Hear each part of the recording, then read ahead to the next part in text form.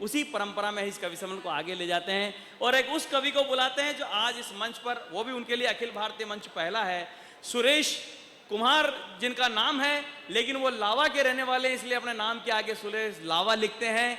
आज हम देखेंगे कि वो किस प्रकार कविताएं सुनाएंगे। वो छंद भी सुनाते हैं, मुक्तक भी सुनाते हैं, गीत भी सुनाते हैं। अर्चना के दिए हैं जला लीजिए, वाह वाह करो।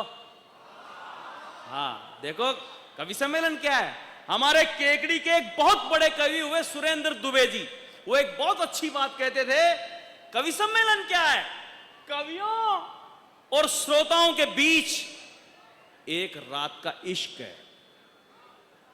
कवि सम्मेलन क्या है, कवियों और श्रोताओं के बीच एक रात का इश्क है, और प्यार एक तरफ से हो तो सजा देता है और दोनों तरफ से हो तो, हाँ ये तो आपने लिखा होगा। तो मैं आपके बीच भाई सुरेश लावा को सौंपूं इन पंक्तियों के साथ कि अर्चना के दिए हैं जला लीजिए, वाह करो। ये जो आगे बड़ी बड़ी कुर्सियों पर बैठे हैं, आपकी भी जिम्मेदारी है, ऐसा नहीं लगे कि ये पीछे वाले लोग ज्यादा समझ रहे हैं। अर्चना सब वहां करो। कवि सम्मेलन का सौंदर्य क्या है, जब कोई बात अच्छी लगे तो हाथ उठ करके कलेजे से वहां निकले। अर्चना के दिए हैं जला लीजिए, कोई रूठा हुआ है मना लीजिए, हर अधर प्रीत से मुस्कुराने लगे, जिंदगी गीत है गुनगुना लीजिए।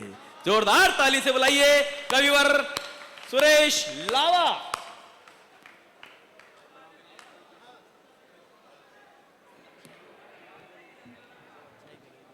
हेलो, सर्वप्रथम वीणा पाणी माँ सरस्वती के श्री चरणों को नमन करते हुए मंच पर उपस्थित कवि मनीषियों और आप सभी श्रोताओं की पावन उपस्थिति को मैं प्रणाम करता हूँ। जहाँ कहीं भी मैं गया हूँ और जहाँ व्यवस्थाएं मैंने देखी हैं और आज की ये सारी व्यवस्थाएं देखकर मुझे बड़ा अच्छा लगा। इसमें किसी भी प्रकार की कोई कमी नहीं है, लेकिन एक कमी मुझे नज़र आ रही है। आपने कवि तो 9 बुलाए हैं और कवियत्री आपने 1 बुलाई है।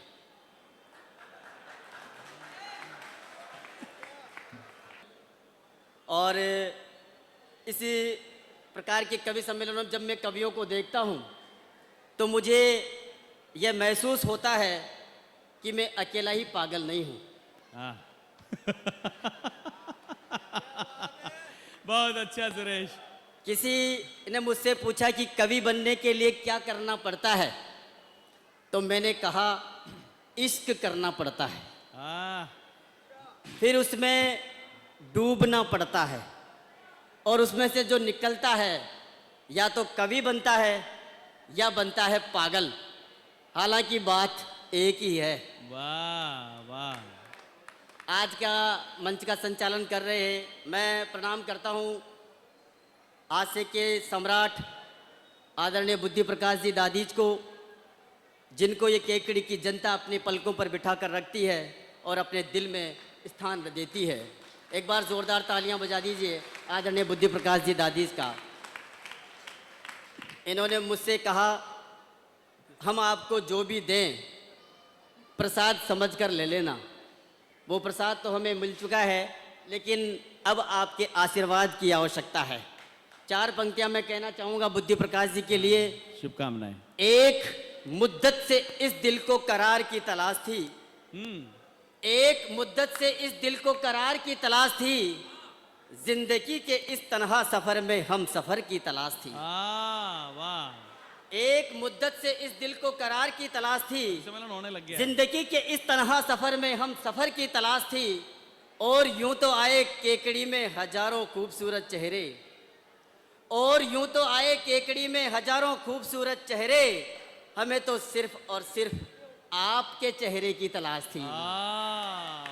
जोरदार तालियां एक बार आदरणीय बुद्धि प्रकाश जी के लिए। बहुत आभार। देश दुनिया के इतने बड़े कवि हमारे बीच आए हैं, मंच का इतना अच्छा संचालन कर रहे हैं, और आपने इतने बड़े कार्यक्रम को संभाल रखा है, इसलिए आपको मैं प्रणाम करता हूं।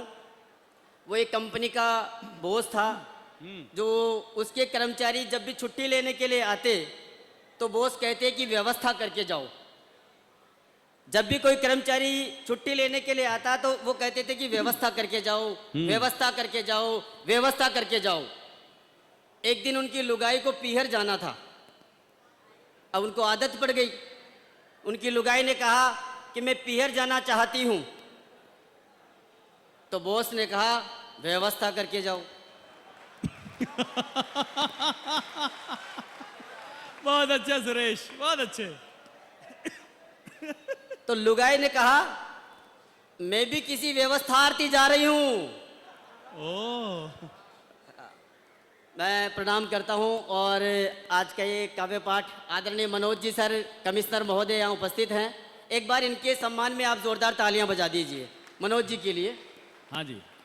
इनके सम्मान में तालियां इसलिए नहीं बजवा रहा हूं कि इन्होंने मुझे बुलाया है, बल्कि इसलिए बजवा रहा हूं कि इनके सरकारी विद्यालय में मैं पढ़ाता हूं। इनके ये मुझसे एक ही बात कहते हैं कि सुरेश जी आप चाहे जितना पैसा ले लीजिए और मेरे विद्यालय के बच्चों को सारी सुख सुविधाएं उपलब्ध करवाइए, क्योंकि मेरे विद्यालय के बच्चे बहुत गरीब हैं। और इन्होंने लगभग हमारे विद्यालय में 1 लाख की राशि अब तक दे चुके हैं। इसलिए मैं इनके सम्मान में तालियां बजवा रहा हूं। आप जोरदार इनके सम्मान में तालियां बजवा दीजिए। इनके बच्चे गरीब जरूर हैं लेकिन शातिर बहुत हैं। मैं पढ़ाता हूं, मुझे पता है। पहली क्लास में मेरे पास एक बच्चा आया। मैंने उससे पूछा क्या नाम है? बोला चिंटू। मैंने कहा किसने रखा? बोले मेरे माता पिता ने रखा। मैंने पूछा कि माता पिता क्या करते हैं? अब बच्चे का जवाब सुनना बुद्धि प्रकाश जी। हाँ भैया। मैंने बच्चे से कहा कि माता पिता क्या करते हैं? तो बच्चे ने बड़ी मासूमियत से कहा वो तो मुझे पता नहीं है सर, लेकिन मुझे जल्दी सुला देते हैं। एक 8वीं क्लास में मेरे पास बच्चा आया। हाँ भैया। उसको नींद आ गई। मैंने उससे पूछा कि तुम स्कूल में किस लिए आते हो? तो उसने कहा सर विद्या के लिए। मैंने कहा तू तो सो रहा है। तो कहने लगा आज वो आई कहाँ है सर? मैं समझ गया कौन सी विद्या के लिए आ रहा है और क्या ज्ञान प्राप्त करना चाहता है। हाँ भैया। एक दिन 10वीं क्लास में पढ़ा रहा था, सामाजिक विज्ञान पढ़ाता हूँ। उत्तर भारत की नदियाँ पढ़ा रहा था, गंगा नदी, सिंधु नदी, ब्रह्मपुत्र नदी।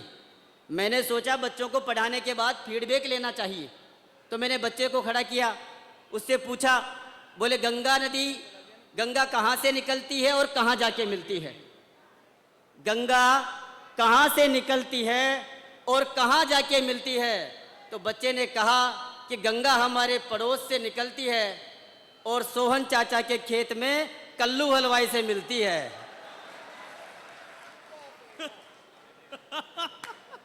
लेकिन इसमें बच्चों का कोई दोष नहीं है साहब।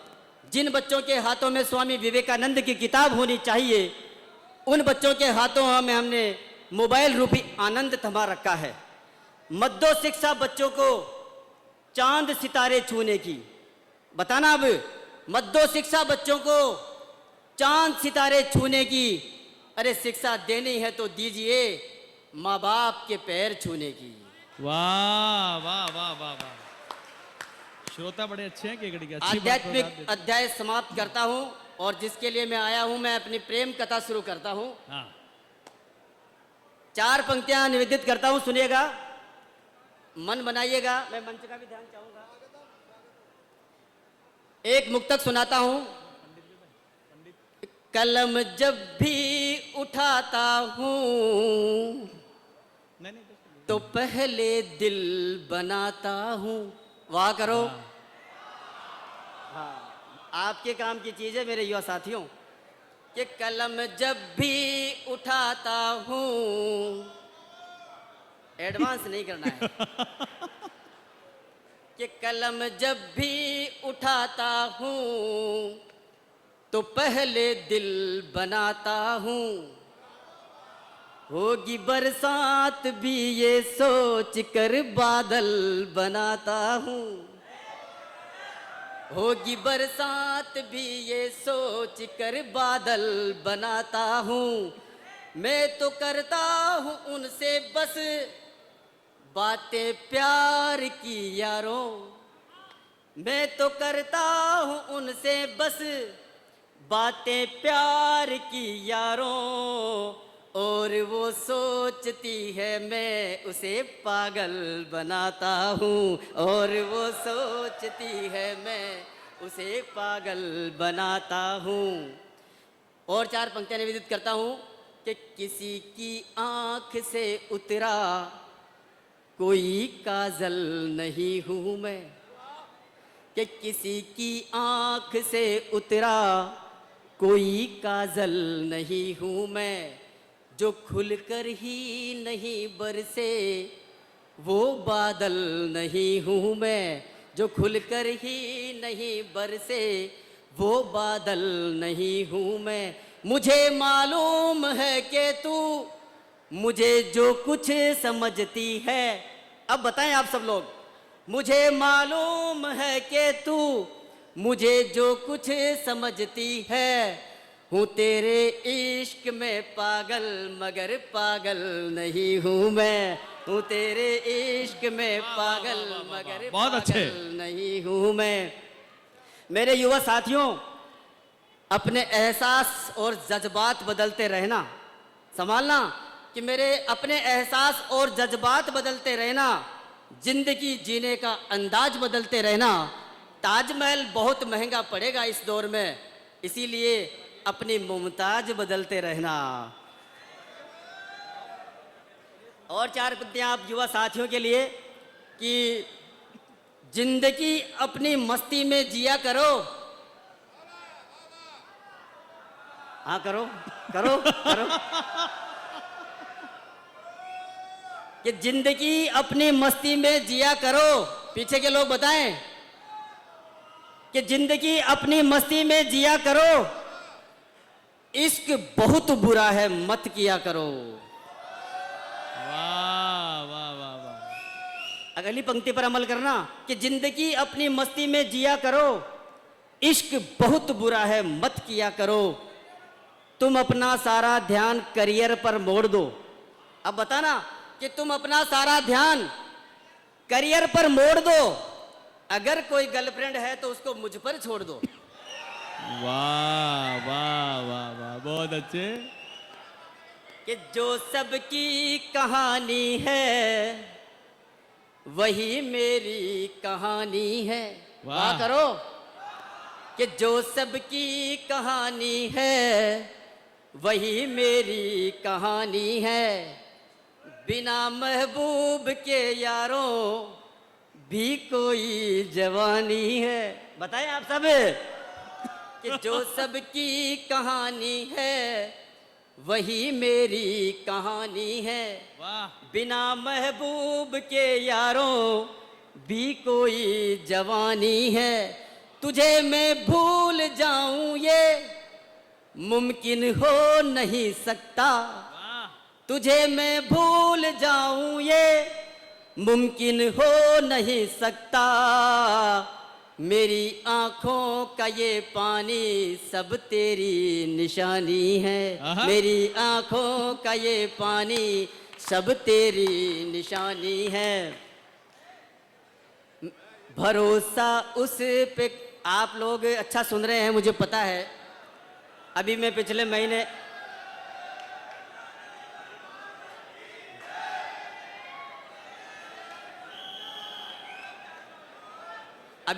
पिछले महीने जयपुर गया था। हाँ चाल बजे। वहाँ पर मुझे एक भिखारी मिला। पिछले महीने जब जयपुर गया तो मुझे वहाँ एक भिखारी मिला, तो उसने मुझसे कहा कि 10 रुपये दे दीजिए। मैंने कहा क्या करेगा? बोले चाय पीनी है। मैंने कहा चाय तो 5 रुपये की आती है। तो उसने कहा कि साथ में गर्लफ्रेंड भी है।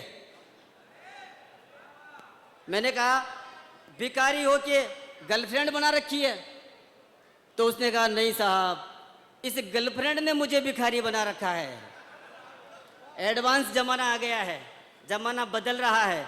वो किसी प्रेमी ने अपनी प्रेमिका से कहा मैं तुम्हारे माथे पर एक चुंबन करना चाहता हूँ, किस करना चाहता हूँ। अरे इस बात से तो खुश हो जाओ यार। हाँ, कि मैं तुम्हारे माथे पर एक चुंबन करना चाहता हूँ, किस करना चाहता हूँ। जमाना कैसे बदल रहा है। तो अपनी प्रेमिका ने कहा कमीने मेरे होठों पर क्या जहर लगा है? आप बात को समझ रहे हैं, बहुत अच्छा सुन रहे हैं। और 4 पंक्तियां मैं निवेदित करता हूं, सुनिएगा। आप सभी को समर्पित करता हूं कि महफिल में आए हमारे सामने बैठे हैं। मैं आप सभी को नजर कर रहा हूं कि महफिल में आए हमारे सामने बैठे हैं, हाथों में हमारा दिल दबाए बैठे हैं। वाह करो यार। हाँ, पूरे कवि सम्मेलन में करना पड़ता है कि महफिल में आए हमारे सामने बैठे हैं, हाथों में हमारा दिल दबाए बैठे हैं।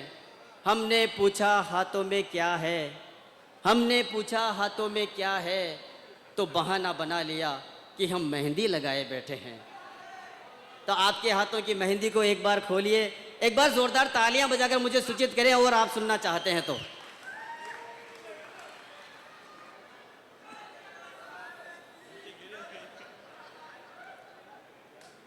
भरोसा उस पे करता पर दिलाया ही नहीं उसने। एक बार जोरदार मुझे सूचित करें अगर ये मुक्तक सुनना चाहते हैं तो। मैं कि भरोसा उस पे करता पर दिलाया ही नहीं उसने, नजर भी सामने थी पर मिलाया ही नहीं उसने, नजर भी सामने थी पर मिलाया ही नहीं उसने। मुझी से प्यार करती है ये कैसे मान लूं, जबकि हंसाया भी नहीं उसने, रुलाया भी नहीं उसने, हंसाया भी नहीं उसने, रुलाया भी नहीं उसने। मैं अपने माता पिता को प्रणाम करता हूँ और मैं इस नगर पालिका के सभी अधिकारी कर्मचारियों को और इन आयोजकों को प्रणाम करता हूं जिन्होंने इतना खूबसूरत कार्यक्रम सजाया और मुझे आपसे मिलने का एक शुभ अवसर दिया। आदरणीय अदित जी सर को प्रणाम करता हूं, सभी कवि मनीषियों को प्रणाम करता हूं और एक टिप्पणी के साथ मैं आपसे अलविदा कहना चाहूँगा।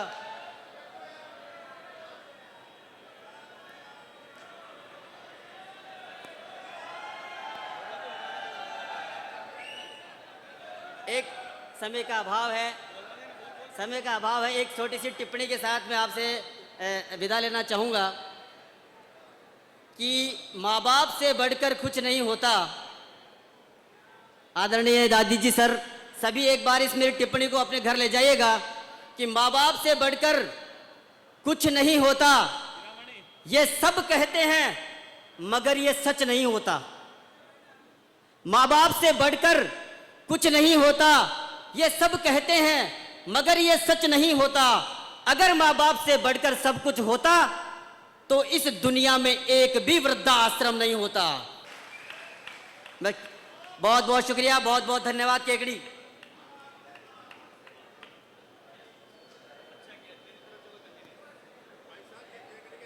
ये रहे भाई श्री। लेकिन हमारे मंच पर पहली बार आज सुरेश लावा आए हैं। एक बार जोरदार तालियां उनको दें ताकि हौसले से वो अगली जगह जाकर के फिर अच्छी कविताएं पढ़ पाएं।